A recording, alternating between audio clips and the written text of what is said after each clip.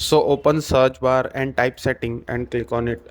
In the setting, go to the system, then go to the power. Now set power mode to best power efficiency and turn on energy saver and enable always use energy saver option. Now click on the energy recommendation and apply all setting if you want.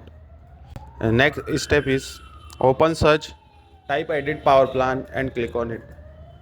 Click on power option, then go to the power saver option. If you don't see it, check show additional plan or create a power plan.